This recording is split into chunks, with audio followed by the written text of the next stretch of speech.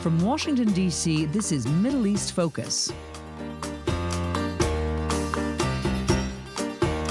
Welcome to Middle East Focus. I'm Alistair Taylor, MEI's editorial director.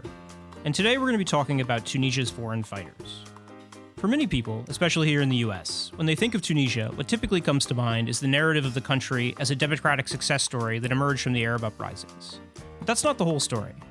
At the same time it was going through the process of democratic transition, Tunisia also saw a surge in extremism and became one of the leading sources of recruits for ISIS in Syria and Iraq.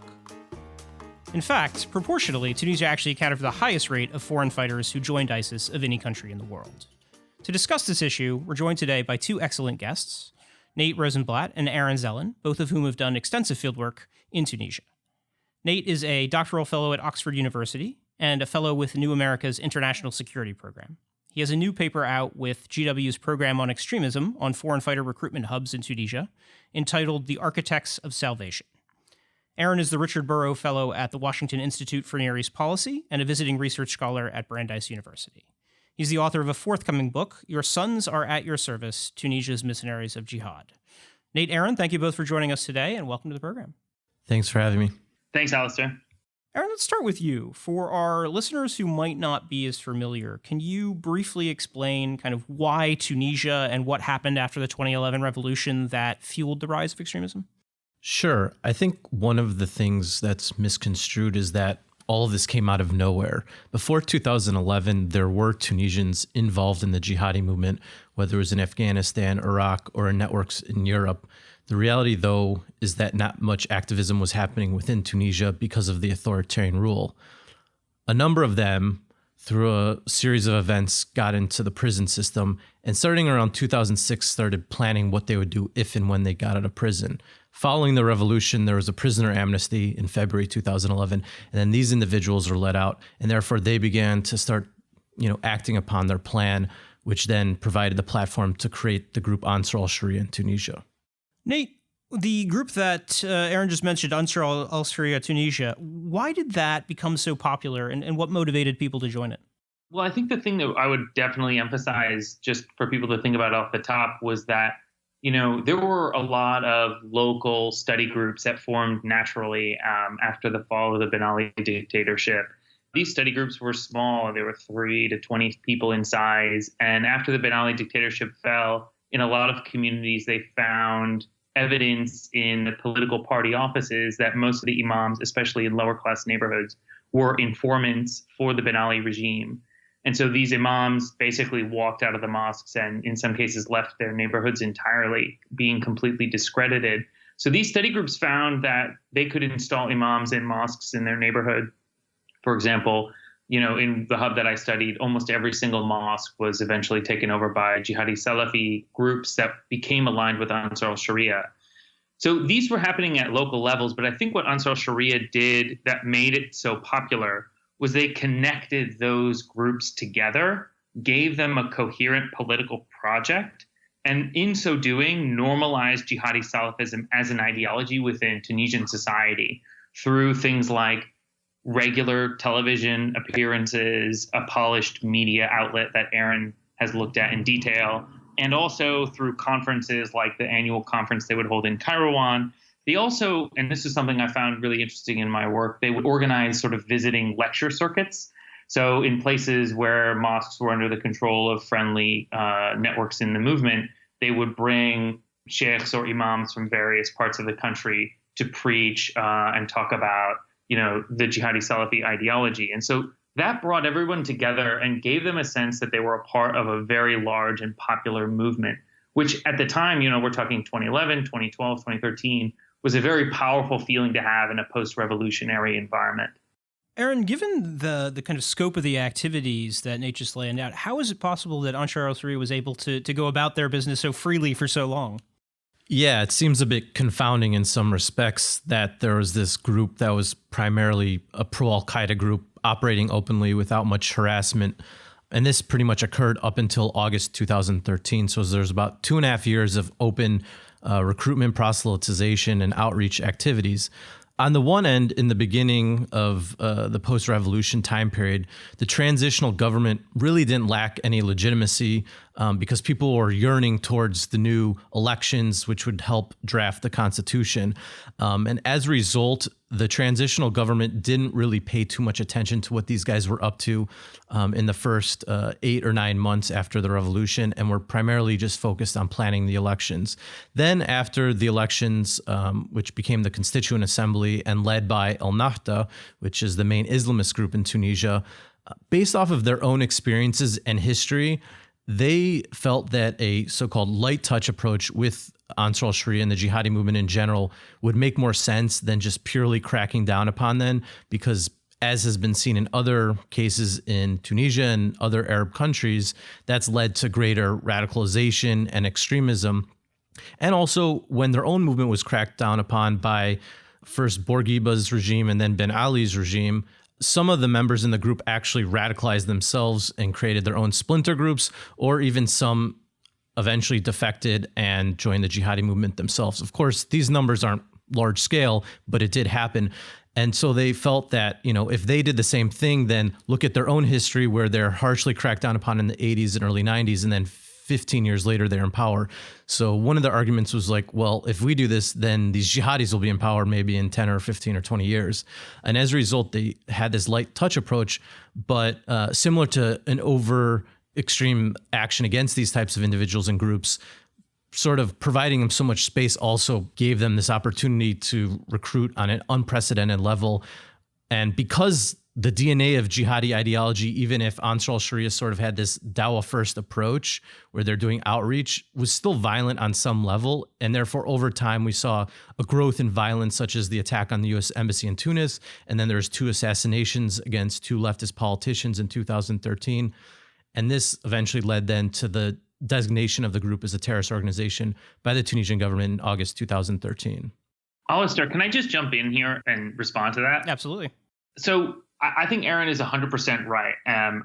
There's only one thing that I would want to add to that, and that is when I interviewed the executive committee members, including Ali Al-Arayed, who was the interior minister when Ansar Sharia became extremely popular, one of the things that they also added to the story that Aaron is telling is that at the end of the day, they were more worried about a counter-revolution put together by members of the business elite and the political elite who had been supportive of the Ben Ali regime. They were more worried about a counter-revolution from them than they were about a jihadi Islamic uprising in Tunisia. And that concern manifested itself both in the context of the political concessions Ennahda would make. So, for example, in 2012, they withdrew their insistence that Sharia law be included in the Tunisian constitution. But Ali Al-Arayed was explaining to me that it also manifested itself in sort of more mundane bureaucratic reasons. So the security services were a critical part of the Ben Ali regime. And a lot of those people who had jobs under the Ben Ali regime kept those jobs after the revolution. And so Ali Al-Arayed, who had been in prison for over a decade by some of these same people, was now their boss and had an enormously difficult time trying to make the bureaucracy of the state work at dealing with these threats. So on top of all the things Aaron mentioned, there's also these challenges as well. So it was sort of a perfect storm. Hey, one of the main points that you make in your paper is the central role that interpersonal networks played in recruitment in Tunisia. Can you elaborate on that a little bit? Interpersonal relationships were critical to the recruitment process, firstly, but they varied depending on the class of the area where the recruitment was taking place, so the social class. In lower class areas, in towns like Sidi Bouzid or Ben Guerdane, and in lower class sort of neighborhoods around the cities of Tunisia, like the hub that I studied in the paper, these are places where recruitment is done completely in person, but they're also taking place in an environment where everyone knows everyone. So if you're a recruiter trying to add new members to your movement, there are enormous avenues. There's plenty of people you can speak to learn about a recruit before you ever approach them. And it's not just that they use these personal networks to make a profile of someone before they approach them. They also knew the right time to reach them. So when people would experience a trauma, for example, a recruiter would come up to him or her and say, life is short. Have you prayed for the souls of these friends you've lost? Or have you prayed recently? And the goal was, in the first approach, to get people to come to the mosques because so many of these mosques were under the control of Ansar Sharia. And there you introduced people to a bunch of other like-minded members whose job it was to keep you participating in the movement. And this is in the lower class areas. In upper and middle class areas, more of the recruitment was done online. So someone who was explaining to me how recruitment was taking place in these areas told me basically how recruiters would sit on public politically oriented Facebook groups late into the night and wait for someone to post a message on one of those Facebook groups that would be heavily critical of the government, of the post-revolutionary transition process, of any number of things. And at the moment that person would post something late at night, a recruiter would direct message them immediately because they knew several really important things about that person. Firstly, that this person was clearly upset. Secondly, because this person was up late at night, it meant that they probably didn't have any sort of job or general structure of life that would sort of force them to go to bed earlier in the night. And thirdly, that they didn't have a larger friend group with which to share these frustrations. And that's a lot of really good information for a recruiter before you even make the approach to someone. So they varied on class lines. But just to close, I think interpersonal networks weren't just helpful in recruiting people, they were critical in keeping people involved. And the goal of a lot of these movements in neighborhoods, like the one this paper that you mentioned that I published talks about, is getting people to show up every day. And it created a sort of a mutually reinforced sense of the ideology. And guys like J.M. Berger in his book Extremism talk about what the sort of psychological and social effects of that are. But basically, those relationships were meaningful, very meaningful, and they shaped each one of the members of the group's worldview in a dramatic way. Aaron, I'm curious what your research has found on the kind of next stage in the process, the path from people being radicalized in Tunisia to actually going to fight in Iraq or Syria, or at least trying to go and fight. How does that kind of work? Yeah, so in the aftermath of the designation of the group in August 2013, you saw a much larger cohort of individuals then going to join the fight in Libya, Syria, and Iraq. There were individuals who went and fought earlier than that as well, but it really started to manifest after the crackdown on the group because the opportunity within Tunisia was no longer there. So one of the things that happened is that these networks that were developed by Ansar al-Sharia, instead of being used for this dawah, this outreach, and various other types of activities, were then shifted, instead used for facilitating and logistics in relation to sending people to go over to Syria, where primarily people either went to Libya first to get some training and then from there to Turkey into Syria, or straight from Tunisia to Turkey into Syria. Part of this happened because Tunisians historically, during the Iraq War last decade, were involved in many of these facilitation type of activities for Al-Qaeda in Iraq and the Islamic State of Iraq. And actually one of the top officials for foreign fighter recruitment in the Islamic State of Iraq was a Tunisian named Tariq Al-Harzi. So there was also this, national connection between the Tunisians and these jihadi groups in the Iraq and Syrian fighting zone.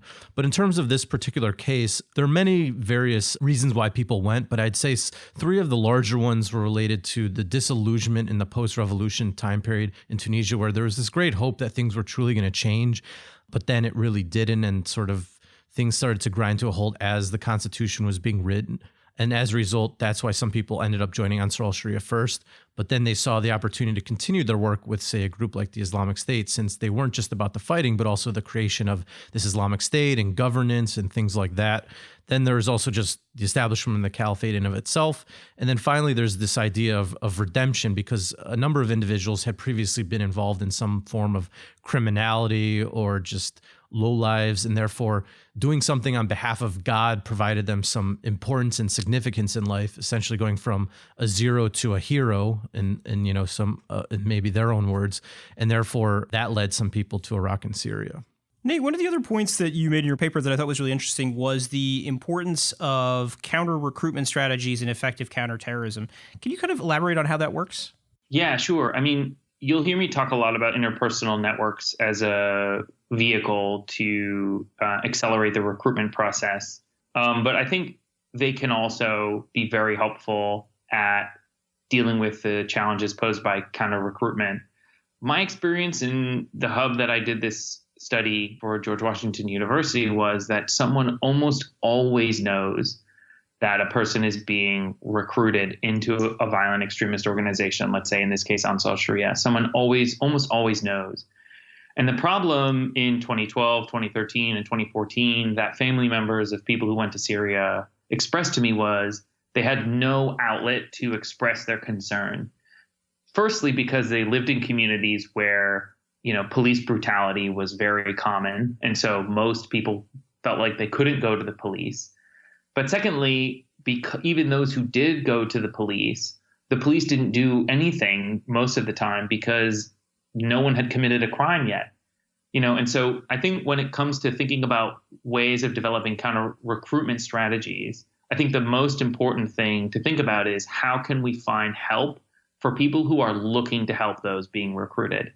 Tunisia is actually quite far along in this regard because it's still a democracy, and democracies give citizens the freedom and responsibility to self-organize. And so there are a lot of great NGOs doing this kind of work. Actually, I think the challenge isn't so much finding ways of getting people help, but building around that personal connection structures of opportunity that can give someone who is in the process of being recruited a chance to not only get the psychosocial help that person might need, but also to reorient that person's network around people who are sort of achieving the same goals that a person might want: personal development, professional growth, a sense of belonging, any of these sorts of things, but at the moment isn't. And I think it's in Tunisia right now, the biggest constraint is a resource constraint.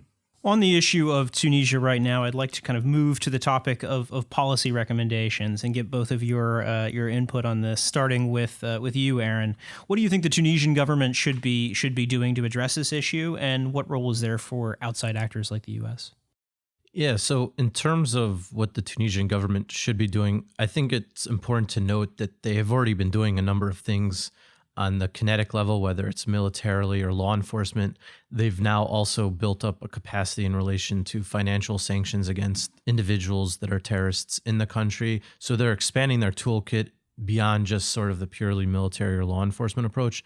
They've also began to help fund some NGOs to help deal with a variety of issues, whether it's prior to somebody getting mobilized, whether it's somebody already that's mobilized and trying to bring them back, or whether it's getting somebody that's from prison back into society. So you have organizations like the Rescue Association of Tunisians Trapped Abroad, Action Against Exclusion and Marginalization, Socialization, the National Youth Initiative Against Terrorism, and then there's this other one that's more focused on women in particular called Aswat Nisa. So I think that those are great starts. I would mention, though, in regards to this sort of countering violent extremism type of work, it's important for it to have more of a local focus than a purely national focus, because I think that will have more of a beneficial way of working in the longer term. Otherwise, it's too generic. And one of the things to remember, as Nate alluded to, is that the recruitment process was very localized based off of people's neighborhoods or villages and things like that. So I think that approach is good too.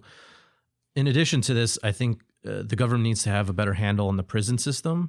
We don't want to necessarily have a repeat of the scenario that we saw from 2006 to 2011, where there was this planning going on and where people were able to congregate together and just maybe even recruit other people. And there have already been reports locally that similar things are going on. So that needs to happen.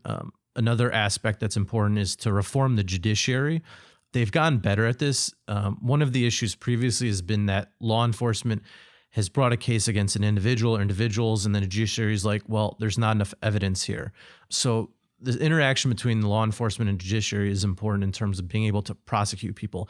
But there have been signs this year that they've been able to prosecute more people in 2019 at higher rates than they had between 2011 and 2018, which suggests that this process is getting better. So I think that continued learning based off of the process that we've seen in the US or in France or in Germany or other cases in relation to terrorism cases is important. Finally, I think it's important for those that are still abroad, especially the children and the orphans, whether it's in Syria or even there are some cases in Libya, these individuals should be brought home because it wasn't their choice to necessarily go to Libya or Syria, and therefore they should be brought back into the fold of society. Of course, the men and women, it's a bit more complicated because many of them have been involved in human rights abuses. and a variety of other things. And therefore, they should build up cases to help try these individuals if and when they do bring them home. But right now, there isn't too much of an appetite from the government to bring them home because there's also a constituency within Tunisia that's not really interested in bringing these types of people home because of what they're involved in. So one of the interesting things about Tunisia in compared to other sort of Arab governments is that it is, in fact, a democracy, and therefore there is a civil society, and they do have ideas and they do have a voice. So the politicians also have to listen to that too. So that somewhat complicates the issue and kind of falls in more into the way certain Western countries are looking at the return of these individuals that are currently in Syria than maybe other Arab countries. Nate, I'm curious to get your thoughts on this as well.